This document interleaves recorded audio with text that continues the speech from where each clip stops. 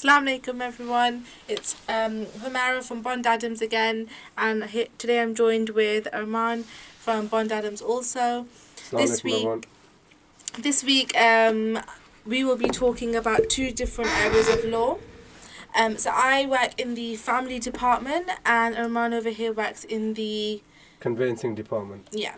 So maybe we can start off with Arman. Maybe let's talk about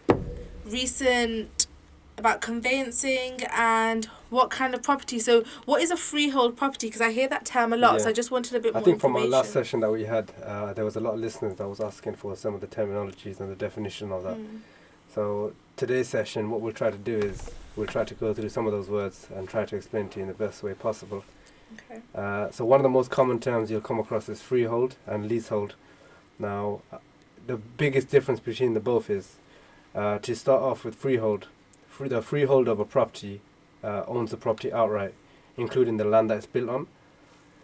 If you buy a freehold property, you're responsible for maintaining your own property and land, so you need to budget for these costs. Okay. Most houses are freehold, but some actually might be leasehold, so it's very important to know the distinction between the both. Sometimes you're able to obtain this through shared ownership agreements. There's a lot of benefits, there's a lot of disadvantages between both, so we'll try to go through each one of them today. Yeah. So one of the biggest benefits of having a freehold is you don't actually have to worry about any leases running out. Now, for anyone that's kind of familiar with leasehold or leases, normally what tends to happen is you enter a term agreement. So sometimes it may be 99 years, 100 years, it just depends on which lease you're actually obtaining. Now, you don't actually have to worry about that running out as you're gonna own the property outright. You don't have to deal with any landlords. You'll deal directly with the freeholder. There isn't any ground rent, isn't any service charge or any other landlord charges. Now, ground rent is something which is incorporated in the lease, so that's something you'll have to pay annually. Whereas service charges you pay every 6 months. So this is for things such as maintaining the grassways, access ways, taking out the bins. There's a certain management company that gets involved. Okay. They pay they charge these sort of fees, and you have to pay for that just to get those services covered. Now, there is a possibility of owning a share of freehold. Okay. If your property is leasehold, you can buy the freehold from the freeholder along with the other leaseholder. For example, let's just say there's other people living in a block of flats. So you can do this if at least half of the leaseholders agree to buy a share. Now, this gives you more control over your home and costs when you're paying out. It also means that you can extend your lease fairly easily for up to 990 years. To buy the freehold, you and other leaseholders will have to serve a Section 13 notice on the freeholder, but we'll go into that in another session. There's other properties as well. Commonhold is an alternative to long-term leasehold. Owners of the properties that share a lease can form a commonhold association, which basically means that you can own the land, buildings and common areas, and you would be responsible for the management, maintenance, repair and servicing of them, like I mentioned earlier. Like a leasehold, owners are responsible for the individual flats or houses, but unlike leaseholds, there is no time limit for how long you can own the property. So that's one of the major advantages with a freehold as opposed to leasehold.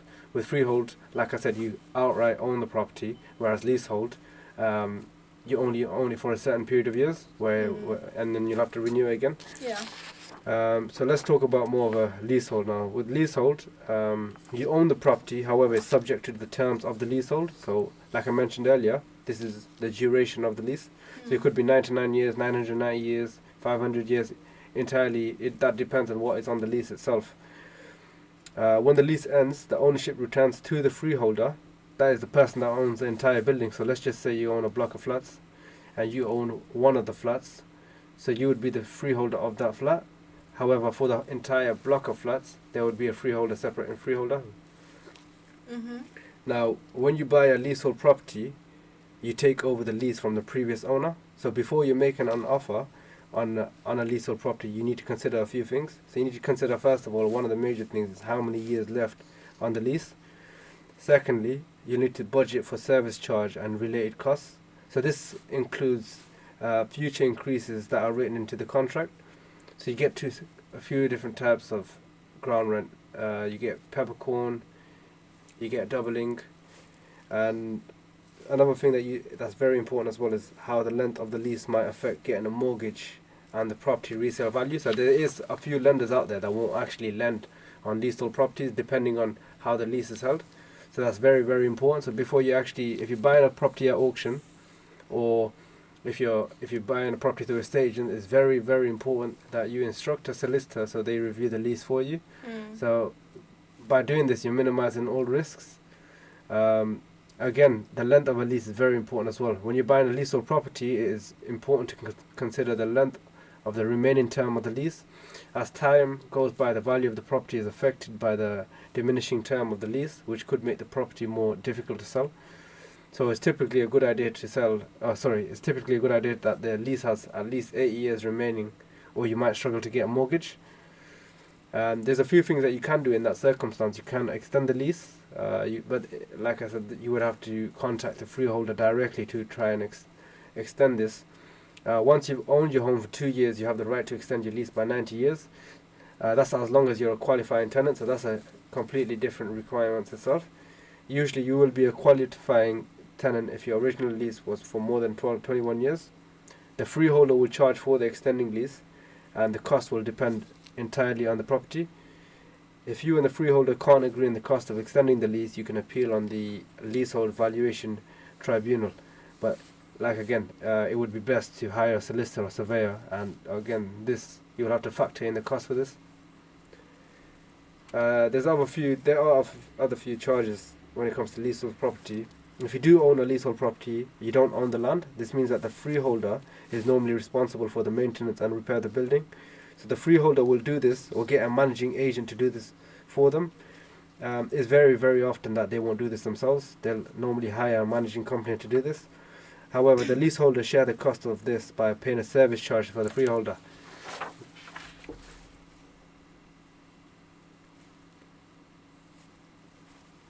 You might also be asked to pay into the sinking fund to help cover any unexpected maintenance work needed in the future. If I'm correct, this is normally covered by the Section 21. Again, if you're buying a leasehold property, it's very, very important that you request for the LPE1, that's the Leasehold Property Inquiries Form. In this section, it'll outline all the costs, so whether there's any ground rent payable, any service charge payable, if there's going to be any money going to be held on retention for any foreseeable constructions or any foreseeable works. That's about it really. Is there any other questions you had in regards to that? No, not really. I think that was majority of the questions that we got from our last session. Okay. If you have any other questions, then feel free to send them in on our Facebook page, Instagram, and then we'll look to maybe answer them in our next session. No problem. Someone's just messaged. They've got a question for you, Humara. Okay. Are there any recent updates in matrimonial law? There is actually, just recently, it has been in the works for, I'd say, about 5 years. I know it was, there's quite a few campaigners that were trying to get this law into force in England and Wales, but the government have now announced that on, I think it was February 27th, since then a new change has come into force for marriage law, and that law is that the legal age to get married has now increased from 16 to 18.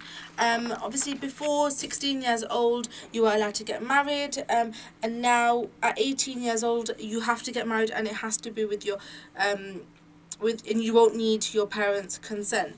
The reason I think for this was that there was a lot of kind of forced marriages happening, and that kind of created a lasting damage on children, and that kind of continued to kind of tackle violence, and just to tackle violence against women and girls really. And of course there's obviously men and boys who get affected by this as well, but majority of the people who were affected were women and girls. And obviously there was also violence and honourable killings where young children who are as young as 16 were being forced to get married.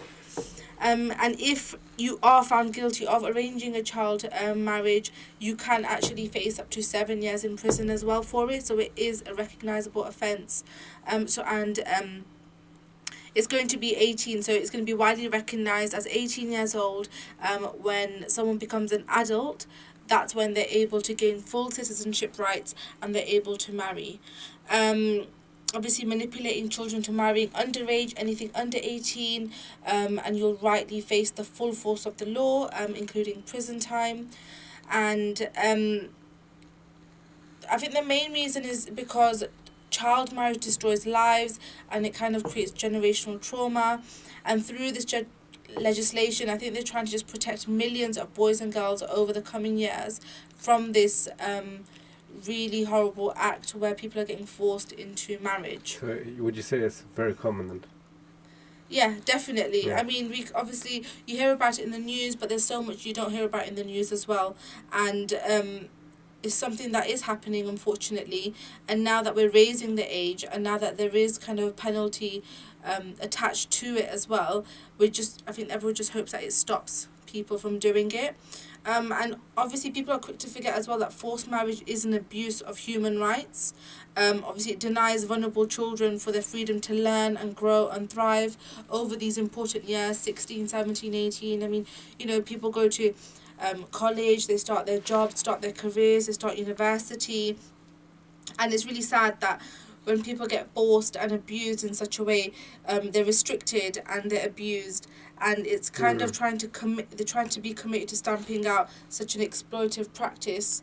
And in addition to this, I think they're also, with the legislation, they're also trying to continue support and guidance to equip people, for example, the frontline professionals, so social workers, police workers, to support these victims of arranged marriages and being forced marriage. There's also a change in the government where they're committed to pledge to make to the United Nations to end child marriage by 2030. So they're trying to kind of tackle it now. They've obviously enforced this law from February, but they hope by 2030 it will be eliminated completely. And it's something that they want to kind of do across the world, because it's not just the UK that suffer from this, unfortunately. In many other third world countries, this is what people do to kind of make their money. So for money they're kind of getting their children married just to have a bit more income and just to survive, which is very unfortunate for some people, but they feel like it's the only way. But unfortunately it's just the law that will kind of protect them.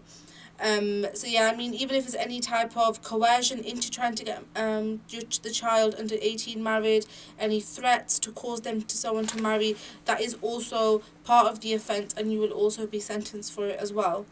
So anyone under the age of 18 is no longer to marry, and they won't need to prove that a form of coercion was used as well, and that's from that was a government statement. So I mean, it's obviously a recognisable offence. You can't even coerce as well as arrange it. And if you do, then there's no evidence required. You can just obviously be imprisoned for it. This also includes non-legally binding traditional ceremonies, which is obviously religious marriages. So whether obviously we have any kind in Islam, we have many other religious ceremonies. You can't, that's also considered as a marriage, and that's also not allowed in the UK. So you're not allowed to be married either legally, or you're not allowed to be married in traditional ceremonies either. Obviously, this legislation has actually been a huge victory for those who have been forced, but who have been able to get out of it, or who have been able to seek help. And it's a huge leap forward to tackling this hidden abuse, because you don't really hear about it. And when you do, it's like documentaries here and there, but it's not something that you hear about. But it is something that is a great risk to a lot of people, especially in the UK. So it does provide a great degree of protection to those at risk. I know last year, from the top of my head, I think it was a national honour-based abuse helpline. They supported at least 60 cases of child marriage. And obviously that's just the small amount that was obviously reported, rather than obviously the whole amount, where not a lot of people come forward until obviously they were 16 and they were able to kind of get it legally binding. But I think the hope is that this will increase identification and reporting and greater protection for children at risk. yeah, and just trying to providing children that kind of comfort that, you know, they are able to thrive as children, and they're able to educate themselves, and they don't have to get married, and it's not their worry, and it shouldn't be their worry. And therefore, if you are being forced, or you know someone that is being forced or coerced into getting married under the age of 18, then it is something for you to report, because this only creates and trauma, and it can only affect these people who are victims. Thank you very much for that. I think one of the other questions that we've been getting recently in terms of property is in terms of the mortgage deposit. Now, a lot of people, they do find this the most difficult part of buying a home. While having a large deposit gives you the best chance of getting a good mortgage deal with a low interest rate. There's other options as well, such as Islamic finance, shared ownership, but we'll just talk about the basic one today. So the average first-time buyer puts roughly around 10 to 20% deposit on their first home, which could mean a potential £20,000 on a £100,000 property. For example, a lot of people would be struggling to fund this kind of money on your own, but there are some options that are available for you. We don't actually advise on the deposit itself. We would always, as a law firm, would advise you to get a mortgage broker, and they'll be able to assist you with this. However, there are a few mortgages available which do require a lower deposit of around 10 to 15%. So you'll need to shop around more to find these offers, and you should always remember that these are likely to cost you way more interest over the length of the mortgage, and they can have a higher interest rate. Yeah. So there are a few government schemes as well also to help the first-time buyers to get on the property ladder. It helps you to work out the size of the mortgage deposit if you're going to check out the house prices in the area that you want to buy. So one of the biggest questions that they do ask in terms of deposit is how much do you need to save? Now this varies, as this is dependent entirely on the property price. Now a regular saving is very effective than a regular off-one sums. So once you know the amount of deposit you'll need to make a plan to reach that goal. So it just depends on how much you can afford to set aside each month, and if you have to be realistic about how much you can afford, you have to factor in as well the fact that the cost of living has risen as well. For example, if you want to buy a property in 3 years' time and you're looking to fund a deposit, you're going to need roughly around £10,000 to £20,000. So you'll need to save roughly between around £265 if that's for a £10,000 deposit, and that would be double if it's a 20k deposit. Again, this is just basic facts and figures I'm giving you. This is all dependent on the property that you're buying. Sometimes a lot of people you may be more comfortable saving a lot less than that a month, so it could be something like £150 a month, but you'll just hit your savings goal in just over 5 years instead of 3. So it just depends on when you want to buy a property, how soon you're looking to move out. It also depends if you want to buy a buy-to-let or if you want to buy a residential property. If it's a buy-to-let property, you're going to need a lot bigger deposit. I know that me mentioning that it may take 5 years, it may seem like a long wait, but it is better than trying to save too much and giving it up altogether. So a lot of people just give up on the idea because they're just putting all of it in every month. If you have a more realistic goal, you're more likely to get there a lot sooner. Once you know how much you need to save, you need to think about where you're saving it as well. So you might already have a bank account, or you might have a separate pot for your financial goals, or another savings account you could use for this money. If you're going to be saving over a long time, you should think about how much interest you could earn on this money. Instant access savings might seem convenient, but they often pay a lower rate of interest, and you may not need the money for a few years. You don't need to get the money straight away, so you might want to look at long-term savings accounts which pays you more interest, such as opening a lifetime ISA account. If you're a first-time buyer under 40, this could benefit you. This could give you a potential 25% boost on your savings. Just to put this into an example, for example, if you put £1,000 into your lifetime ISA, the government will add an additional £250. So this would leave you with roughly it would leave you with 1,250 at the end of the tax year. Now, so there are a lot of options. The government are slowly releasing more and more effective things to help people save towards their first home. Okay, that's really interesting. So there's other options as well. You do get price comparison websites. There's certain websites such as Money Savings Expert, Money Supermarket. There's so much more. You just have to go out and search these websites and just see what the most effective method is for you. Yeah. It's very, very important to manage your savings account as well. So it's very best that you review it monthly. You have a plan there, and just make sure you're checking it just to get the best rate of the interest as well. If you're using a lifetime ISA, just remember to make the most of the £4,000 allowance before the end of the year. So the end of the tax year would be the 5th of April. And that's what you need to hit to get the maximum 20% bonus. If your income does come up, you can get the extra money to your standing order each month. So it'll actually help you to get your goal sooner. Yeah. And for anyone listening, if anyone needs any help or anything, you can contact us directly at our office at London Road. There's a few things that we can do to assist you with this. We can advise you, obviously, but the best would be, like I mentioned earlier, to instruct a mortgage broker. One of the things that you can do is you can look at these comparison websites. What you'll have to do is you'll have to open a savings account if you don't already have one. You can do this online, or you can book an appointment with your local bank or building society. You need to check whether you can reduce the deposit you need. For example, you can do this through a Help to Buy scheme or family support. And set up a regular payment into your savings account every month. And you're able to do this by logging in online. Okay. Okay.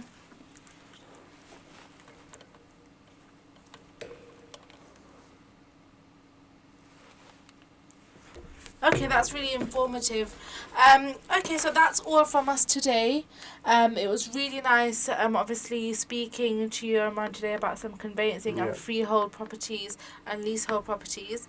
If anyone does have any information, or they want to ask any questions, feel free to leave them on our social media pages. Alternatively, you can give us a call on 0116 285 8080. And you can leave a question with our colleague Rachel, who will then forward it to the relevant team, and then we can look to answer that when we can get round to it. If we'll see you. Hopefully, we will speak to you all soon. Assalamu alaikum, everyone. Assalamu alaikum.